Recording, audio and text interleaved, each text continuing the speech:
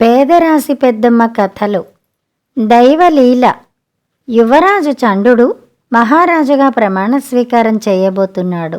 ఆ శుభ సందర్భాన్ని పురస్కరించుకుని రాజ్యంలో బాణసంచా కాలుస్తున్నారు, నృత్యాలు చేస్తున్నారు, గీతాలు ఆలపిస్తున్నారు. సభామండపం సంగతి చెప్పనవసరం లేదు, కిక్కిరిసిపోయి ఉంది. మంత్రి సామంతులు, నగర ప్రముఖులు చండుని రాక కోసం వేచి చూస్తున్నారు. మంగళవాద్యాలు మిన్నుముట్టాయి. అత్తరు, పన్నీరు వర్షంలా కురిశాయి. చండు సభామండపంలోనికి ప్రవేశించాడు. ఆస్థాన పురోహితుడు మంత్రోచ్చారణ చేశాడు, శుభం పలికాడు.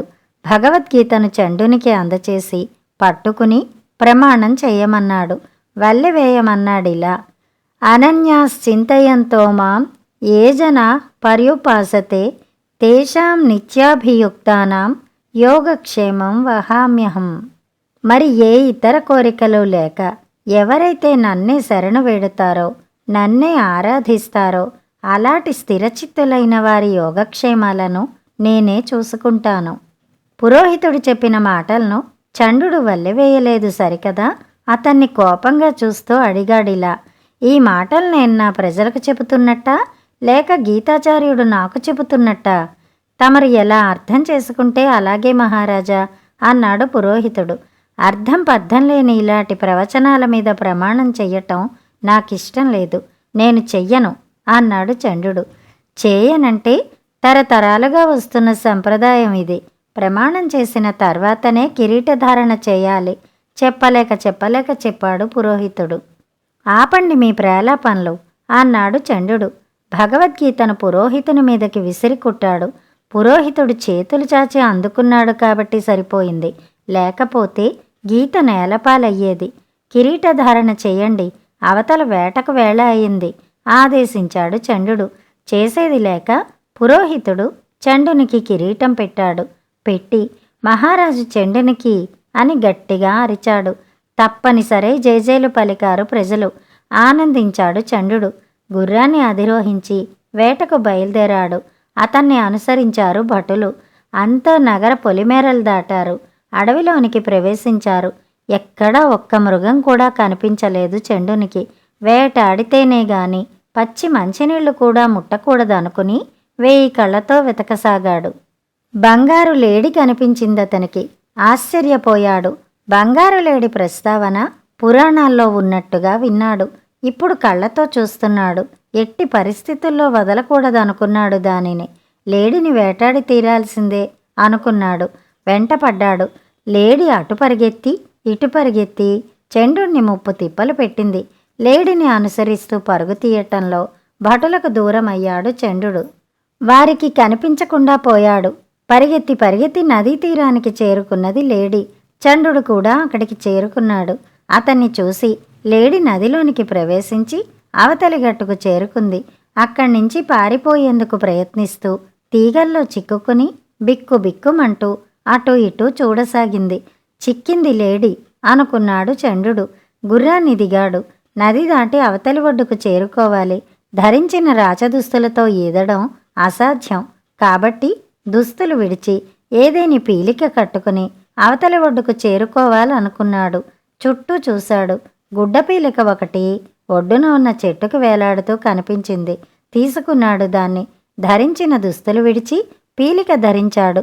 విడిచిన దుస్తుల్ని జాగ్రత్తగా చెట్టు కొమ్మకు తగిలించి కత్తిని నోట కరిచి నదిలోనికి దిగాడు. లేడిని గమనిస్తూ నీటిలో ఈదసాగాడు. గట్టుకి చేరుకున్నాడు. కారుతున్న నీటిని తుడుచుకుని నోటిలోని కత్తిని చేతిలోకి తీసుకునే ప్రయత్నంలో చూపు మరల్చాడు. అంతే. మళ్ళీ చూసేసరికి అంతవరకు కనిపించిన చోట లేడి కనిపించలేదు. పరుగు తీశాడు చండు. ఆ పొద ఈ పొద గాలించాడు. ఎక్కడా లేదు లేడి. ఏమైపోయింది, ఎక్కడ ఉంది అనుకుంటూ అడ్డు తగిలిన తీగలను చెట్ల కొమ్మలను నరుక్కుంటూ వస్తున్న చండునికి ఓ చెట్టు దగ్గర బంగారు లేడి కనిపించింది. అయితే లేడికి లేడి ముఖం లేదిప్పుడు, మనిషి ముఖం ఉంది. మహా తేజోవంతంగా ఉంది ఆ ముఖం. కాళ్ళు చేతులు ఆడలేదు చెండునికి. చూస్తూ నిల్చున్నాడు. కాసేపటికి తేరుకుని అడిగాడు, ఎవరు నువ్వు? నన్ను గీతాచార్యుడు అంటారు. నువ్వా? ఈ రూపంలో ఎందుకు ప్రత్యక్షమయ్యావు? నీకు బుద్ధి చెబుదామని. బుద్ధా? నాకా? అవును, నీకే. రాజుకి బుద్ధి చెబితే ప్రజలకు చెప్పినట్టవుతుంది. అందుకని నీకు బుద్ధి చెప్పేందుకే ఈ అవతారం ఎత్తాను అన్నాడు గీతాచార్యుడు. లేడి శరీరం, మనిషి తల. నువ్వేం నాకు బుద్ధి చెబుతావు గాని ఇక నా నుంచి తప్పించుకోలేవు. కాచుకో అని కత్తి ఎత్తాడు చండు. ఎత్తిన కత్తి ఎత్తినట్టుగానే ఉండిపోయింది. కిందకి దిగలేదు. ఈలోపు లేడి పరుగు పరుగున వెళ్ళి నదిలోకి దిగింది. ఈదుకుంటూ అవతలి ఒడ్డుకు చేరుకుంది. చెట్టునున్న చెండుని దుస్తులు తీసుకుని ధరించింది. అచ్చు చెండునిలాగే తయారైంది. గుర్రాన్ని ఎక్కి వెళ్ళిపోయింది. అక్కడి నుంచి యువతల గట్టు మీద నుంచి అంతా ఆశ్చర్యంగా ఆందోళనగా చూడసాగాడు చండు. పరుగు తీద్దామంటే పరిగెత్తలేకపోయాడు. ఉండిపోయాడక్కడే. చండుడి రూపంలో ఉన్న గీతాచార్యుణ్ణి చండు అనుకున్నారు భటులు. అతన్ని అనుసరించారు. అంతా వెనుతిరిగారు. రాజధానికి చేరుకున్నారు. సూర్యాస్తమయం అయింది. ఏం చేయాలో పాలుపోక నది ఒడ్డున చిన్న గుడ్డపీలికతో చేతిలో కత్తితో కూర్చున్నాడు చండు. బాధగా ఉంది అతనికి. ఏడుపు వస్తోంది. అదే సమయంలో కట్టెల మోపును శక్తి కొద్దీ లాగుతూ అటుగా రాసాగాడు ఓ రైతు. మోపు చాలా పెద్దది. మోసేందుకు బలం చాలదతనికి. అందుకని లాక్కొస్తున్నాడు. చేతిలో కత్తితో కన్నీరు పెట్టుకుంటున్న చండుని చూశాడతను. బలంగా ఉన్నాడు. మోపు మోయగలడనుకున్నాడు. ఇదిగో కేకేశాడు. ఏంటి? అడిగాడు చండు. ఊరకనే అలా కూర్చునే బదులు ఈ కట్టెల మోపు మొయ్యకూడదు? నీకు కాణో పరకో ఇస్తాను. పాత బట్టలు కూడా ఇంట్లో ఉన్నాయి. ఒకటో రెండో అవి కూడా ఇప్పిస్తాను అన్నాడు రైతు. నేనెవరో తెలుసా? తెలీదు. చండుణ్ణి, మహారాజుని. పిచ్చెక్కిందా? ఏంటా మాటలు? ఎవరైనా వింటే తొక్క తీస్తారు అన్నాడు రైతు. నేను చెబుతున్నది నిజం. నా పేరు చండు. నేను మహారాజుని. ఆ మాటలకు భలే కోపం వచ్చింది రైతుకి. వెళ్ళి చాచిపెట్టి చండుణ్ణి కొట్టాడు. కత్తి దూయబోయాడు చండు. సిగ్గులేదు? తిన్న దెబ్బ చాలదా? హత్యానేరం కూడా పైన వేసుకుంటావా? అడిగాడు రైతు. ఈ గుడ్డపీలిక నువ్వు చూస్తుంటే జాలేస్తోంది. పద అన్నాడు రైతు. చండుడి భుజం మీద కట్టెల మోపు ఉంచి బయలుదేరదీశాడతన్ని. ఆకలి, అంతు చిక్కని పరిస్థితి. దానాదీనా ఎదురు చెప్పలేదు చండు. రైతు సహా ముందుకు నడిచాడు. రాత్రి అయింది. రైతు పెట్టిన కూడు తిన్నాడు చండు.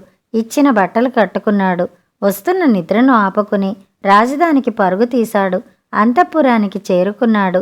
కాపలాగా ఉన్న భటులను పట్టించుకోక అంతఃపుర ప్రవేశం చేయబోయాడు. భటులు వెనక్కి లాగి రాదారి మీదకి తోసేశారతన్ని. ఏంటా సాహసం? చస్తావు, పో ఇక్కడ్నించి అన్నారు. నేను మహారాజు చండుణ్ణి గట్టిగా అరిచాడు. ఆ మాట కోటలోని రాజుగారికి ఎక్కడ వినవచ్చిందేమోనని అటుగా చూసి ఏ అలికిడి కనిపించకపోవడంతో బతికామనుకున్నారు భటులు. చండుణ్ణి చావబాదారు. తర్వాత పోయి ఇక్కడ్నించి అన్నారు. జాలిపడి పంపేశారక్కడ్నించి. ఏడుస్తూ నడిచి నడిచి అలసిపోయాడు చండు. నిద్ర ముంచుకొస్తుంటే ఆ రాత్రి ఓ ఇంటి అరుగు మీద పడుకున్నాడు. తెల్లారింది. అరుగు మీద పడుకున్న అనామకుణ్ణి చూసి ఆ ఇంటి ఇల్లాలు భయపడింది. చేతిలో ఉన్న పేడనేళ్లు ముఖం మీద కొడదామనుకుంది. అంతలో మేల్కొని చేతులు జోడించాడు చండు. జాలి చెంది ఆ ప్రయత్నాన్ని మానుకున్నదామె. ఇంత చద్దిబువ్వ పెట్టింది. తిని కూర్చున్నాడక్కడే. పిల్లలు ఆడుకుంటూ తమనే నవ్వుతూ చూస్తున్న చండుణ్ణి పిచ్చివాడనుకున్నారు. అతని మీద రాళ్లు రువ్వారు. వచ్చి పడుతున్న రాళ్లను తప్పించుకుని ఓ మూలగా నక్కి కూర్చున్నాడు చండు. అంతలో రాచ టీవీలో చండుడి రూపంలో మహారాజుగా ఉన్న గీతాచార్యుడు గుర్రం మీద అటుగా ఊరేగింపుగా వచ్చాడు. రాజును చూసి పిల్లలు సహా చేతులు జోడించి నమస్కరించారతనికి. అసలు చండు అది తట్టుకోలేకపోయాడు. బోరుమన్నాడు. ఎంతకాలం ఇలా ఏడుస్తూ కూర్చుంటాను? ఏడుస్తూ కూర్చుంటే తిండి ఎవరు పెడతారు? అయిపోయిందేదో అయిపోయింది. పోయిన రాచరికం తిరిగి రాదు. ఏదో ఒకటి పని చూసుకోవాలనుకున్నాడు చండు. అనేక పనులు చేయసాగాడు. అలవాటు లేని పని. కాయకష్టం చేసుకుని బతకసాగాడు. తప్పు చేసిన రోజు తన్నులు తిన్నప్పుడు ఈ కష్టాలకి మూలం పొగరు. పట్టాభిషేకం రోజున అలా ప్రవర్తించకుండా ఉండాల్సింది అనుకునేవాడు. నిజమే, మరే ఇతర కోరికలు లేక ఎవరైతే భగవంతుణ్ణే శరణు వేడుతారో, అతన్నే ఆరాధిస్తారో అలాంటి స్థిరచిత్తులైన వారి యోగక్షేమాలను భగవంతుడే చూసుకుంటాడనుకున్నాడు. రోజులు, వారాలు, నెలలు గడిచిపోయాయి. చండుణ్ణి గుడ్డి బిచ్చగాళ్లు చేరదీశారు. భిక్షాటనలలో బిచ్చగాళ్లకు సహకరించడం, వారికి రాత్రి పగలు ఇంత తిండి వండి పెట్టడం చండుని పని అయింది. తన పేరు చండుడని, తాను మహారాజునని మరిచిపోయాడతను.